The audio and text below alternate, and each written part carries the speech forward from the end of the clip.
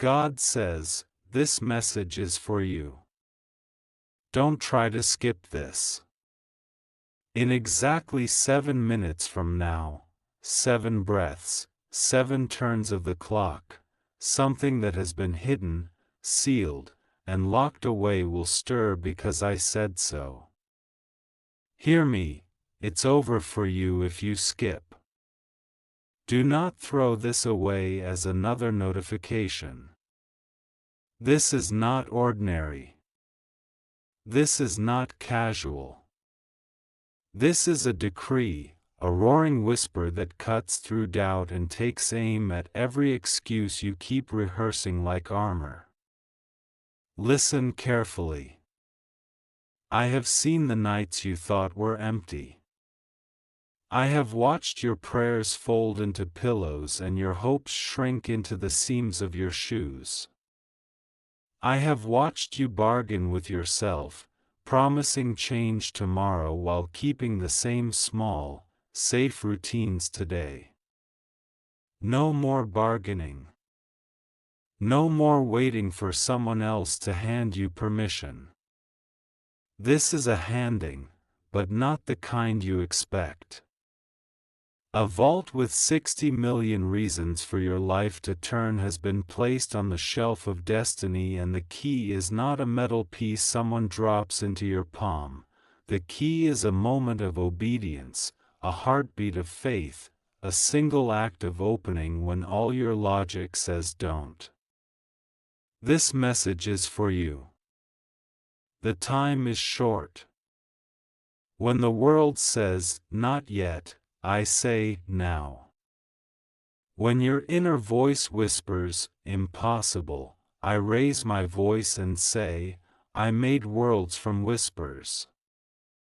You have been carrying a heavy weight of one day. One day is today. This is not a trick. This is an invitation to step through a door that has been waiting in the dark of your life.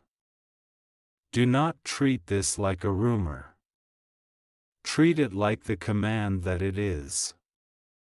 Do not skip, read every sentence, not because the words are powerful on their own, but because obedience is the currency with which the vault opens. You think money is what is inside? The vault holds far more than dollars. It holds restored identity, cleared names, healed relationships, vindicated dreams, doors opening that you thought were permanently bolted. But yes, the image you need to hold is a vault filled with 60 million reasons for restoration. The number is a symbol of abundance and completeness, a sign that what was stolen will be returned with interest. Hear me say this plainly. When that clock strikes the mark, your life will be given a legal name on the books of purpose. Things will change legally, not just spiritually. Contracts will shift, conversations will happen that were previously blocked, important people will be moved into alignment with your destiny. Some of it you will see with your eyes, much of it will be unseen, a rearranging of forces to favor you.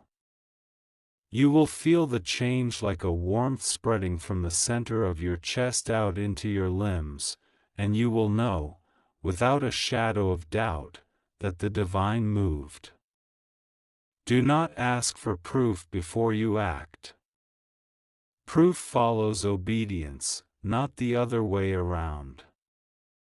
The people around you, those who have doubted, laughed, or whispered caution, will not be the ones to receive the first signs. This is a personal assignment. This message says, open. Not later. Not when the stars align. Now. You have 7 minutes. Count them with intention. Breathe in, 1. Breathe out, 2. Speak these words, slowly, with faith, God says this is for me. I will not skip. I open what you have set before me. Say it loud enough that your bones remember the vow. Do not let fear trick you into doing nothing. Fear will whisper practicalities. Who am I to receive such a thing, and what if I'm not ready? Those are lies dressed in careful language. You are ready because I made you for this. Readiness is not the absence of doubt. Readiness is choosing to step forward despite the doubt when I call. The vault is not for those who are perfect, but for those who are obedient. If you feel unworthy, that is the exact doorway through which grace wants to enter. You will feel resistance. When a new blessing approaches, resistance is a natural reaction, like wind meeting a sail.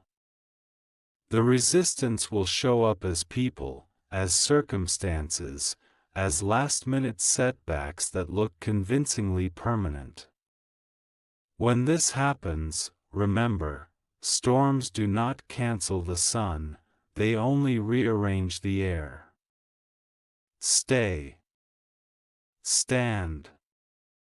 Speak again, I receive what God has set before me. This is the hinge of your miracle. Speak it until your tongue grows tired. Speak it until doubt grows small and faith grows loud.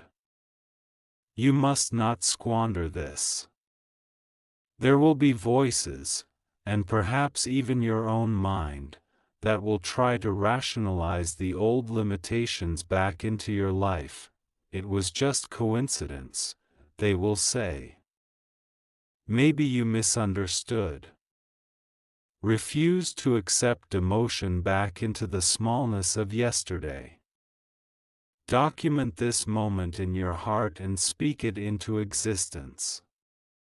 Make note of the date, the time, what you felt. Plant a symbolic seed, a small, physical act of commitment that will anchor your future testimony. If you are the kind of person who write a sentence, "Today God opened the vault." Put it where you will find it later. If you have coins, place one on your windowsill. If you have nothing, then speak the sentence and whisper it into your palms. Simple acts tether miracles to memory. God says, you are not being chosen because you have more merit than others.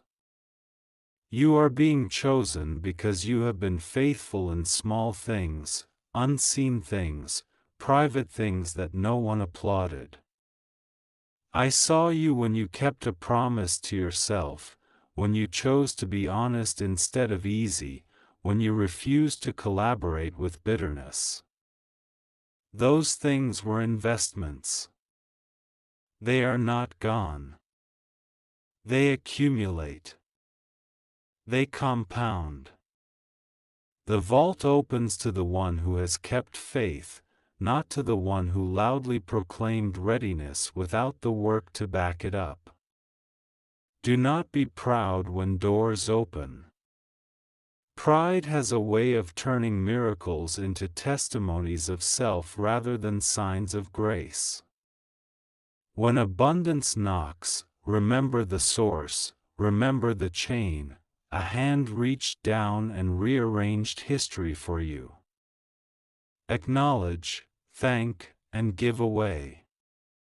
The law of circulation is divine. What comes to you must pass through you to reach others. Use this not to build walls but to widen gates. Freedom, healing, provision, pass them on. The vault is not a treasure chest for hoarding, it is an ark for carrying life to dry places. Expect opposition. When the universe conspires in favor of your destiny, the old strongholds panic.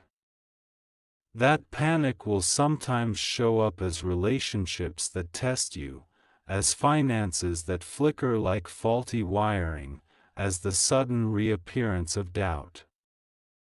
Stand firm. Remember what I said, it's over for you if you skip. Skipping is turning away. Standing is the remedy. If your heart is tempted to flee, rehearse this truth: I am with you.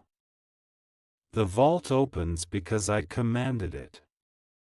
No conspiracy of darkness is greater than my decree. Do not equate this with instant ease. Miracles reshape reality, but they also expose what needs to be healed. Abundance asks integrity. When your life suddenly has more, you must steward it with more wisdom, not less.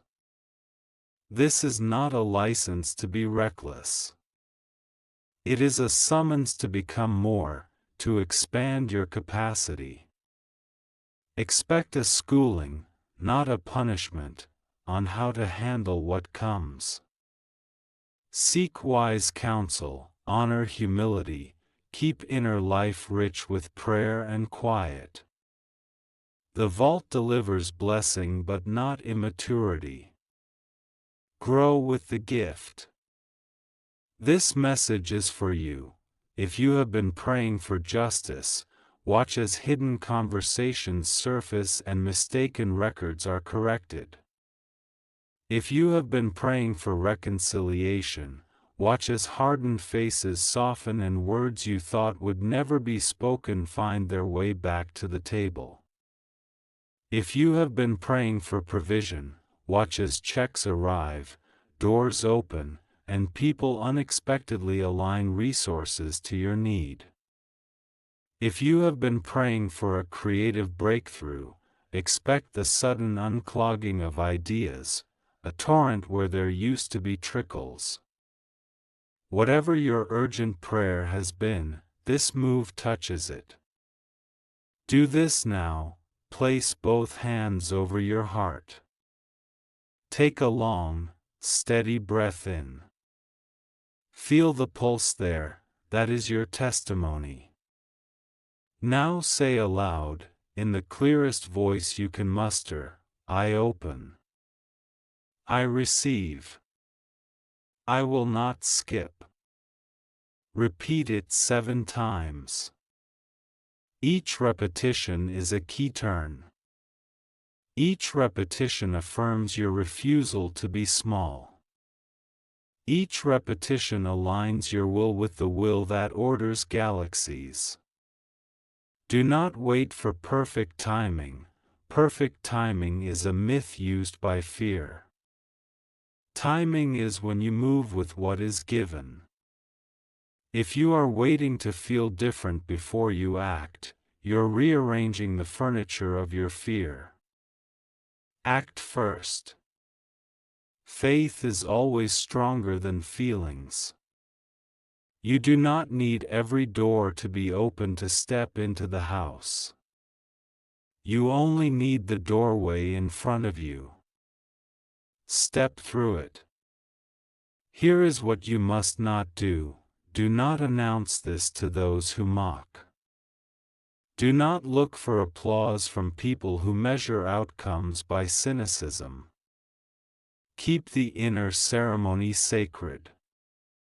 Tell those who will celebrate with you, yes, but not the naysayers who will siphon joy with their skepticism. Protect your moment as you would protect a newborn.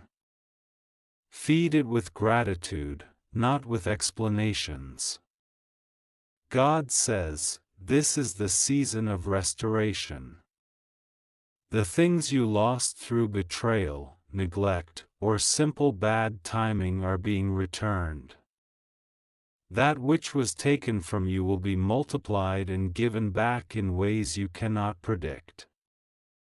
When return comes, it will often look different than you imagined, bigger, stranger, more suited to who you now are becoming. Do not stubbornly expect the past to be replicated exactly. Expect resurrection, not reruns. The vault releases not exact replicas but redeemed versions. Your relationships, your finances, your purpose, all remade. This is also a test. How you receive shapes how it will continue. If you receive with greed, the blessing will be curtailed. If you receive with generosity, it will expand. Decide now what kind of vessel you want to be. Choose abundance that blesses others. Choose legacy over fleeting comfort. Choose influence that heals rather than harms. You will be tempted to use this as currency for revenge or to settle scores. Resist. The vault was never intended to become a weapon. The most satisfying use of newfound resources is to rebuild what was broken, to repair harm, to invest in future generations. Use it to educate, to heal, to end cycles of scarcity. When you use it for good, it multiplies. When you hoard it in bitterness, it stagnates. If panic hits, if the magnitude of what is unfolding overwhelms you, return to breath. Meditation is not a luxury, it is a skill for stewardship. Return to the simplest posture, sit, breathe, consecrate. Say, Lord, steady my hands. Teach me to be a steward. Then get practical, call someone wise, write a plan, create a budget for generosity. Miracles do not exclude planning. They enhance it. Listen, some of you will be called to step into visibility because of this. Visibility is a responsibility. When doors open, people notice. Let your visibility be characterized by humility and truth. Let your story be a lighthouse, not a megaphone. Share to inspire, not to boast. Let your testimony point back to the one who opened the vault. This is personal. If your name has been whispered in rooms where decisions are being made, if your name has been written on lists you did not see, be ready to receive calls, messages, and meetings that feel too good to be true. That feeling, that jitter of disbelief, is the birthplace of testimony. Testimonies are written out of moments like this. Prepare to tell a story that will astonish you later when you look back. Attention! When the vault moves, the first tremors are subtle. A phone that rings exactly when you think of it, a message that arrives with the exact words you needed, a name resurfacing in a conversation. Do not dismiss these as coincidence. They are the drumbeat of alignment. Track them. Keep a running list, not to boast later, but to remind your heart how faithfully the divine answers when you answer first. Now the practical. There are small, immediate acts that anchor the miracle and protect its momentum. Do these without fanfare, in quiet obedience. 1. Speak a short covenant aloud. This is mine by divine right. I accept it in faith and stewardship. Keep it simple. Say it 3 times, slowly, letting each word sink into your bones. 2. Write a one-line promise to the future, what you will do with the first portion of provision. Example: I will give 10% away, invest 40% wisely, and secure my family.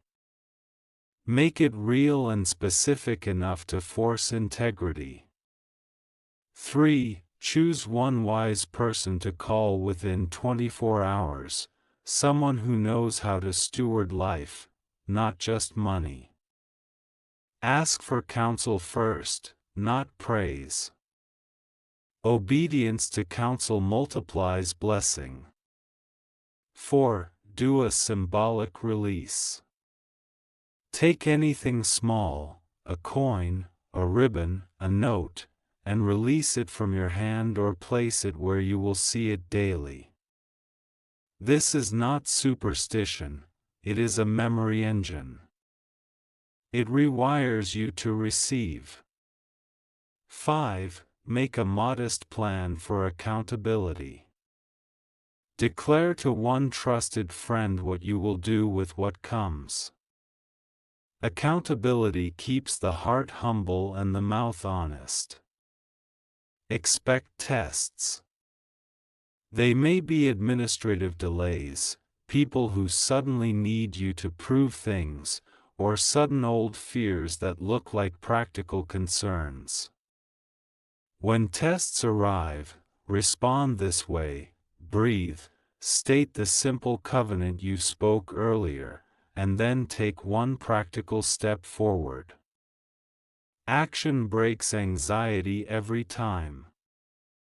Look for these signs in the next 72 hours: unexpected communication, email, call, text, a cleared obstacle in a previously stalled process, a surprising ally showing interest, or a new idea that feels like a download. When you see any of these, stop and say aloud, "Thank you. I receive."